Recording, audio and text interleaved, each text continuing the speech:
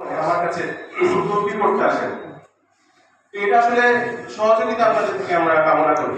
কিংবা আমরা কোনো কেন্দ্র উপজেলায় কোনো একটি বাজারে যখন চাইনাবাড়ি জালের বিরুদ্ধে অভিযান পরিচালনা করতে চাই, তখন সেই বাজারেরই কেউ না কেউ একজন আমার কাছে তদবির করতে আসে, যাতে এই ধরনের যারা জাল বিক্রি করছে তাদেরকে একটু কম শাস্তি দিয়ে ছেড়ে দেওয়া।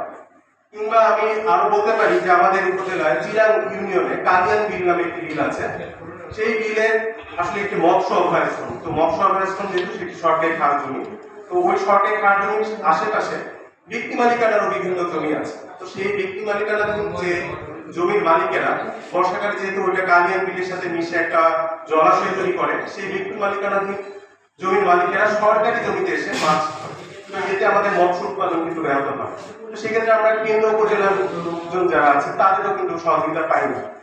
খুব সাধারণভাবে যদি বলি, আমরা যদি কোথাও মৎস্য সংরক্ষণের জন্য অভিযান পরিচালনা করতে চাই, সবাই কিন্তু এগিয়ে আসে না। আমার উপজেলায় যারা আমার অফিসের যারা আছে তারাই হেল্প করে, কিন্তু মৎস্য অফিসের যারা আছেন দুই একজন অফিসার তারাই এখানে সহযোগিতা করে।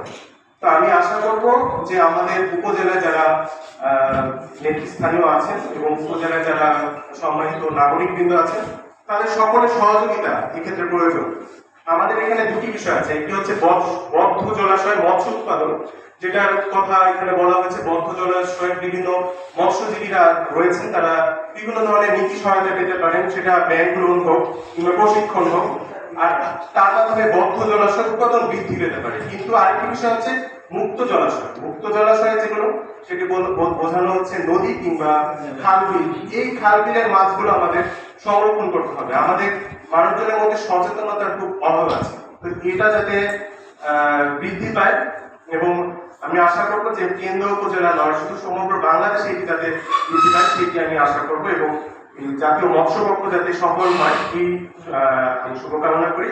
এবং আজকের উপস্থিত যারা আছেন সকলকে ধন্যবাদ জানিয়ে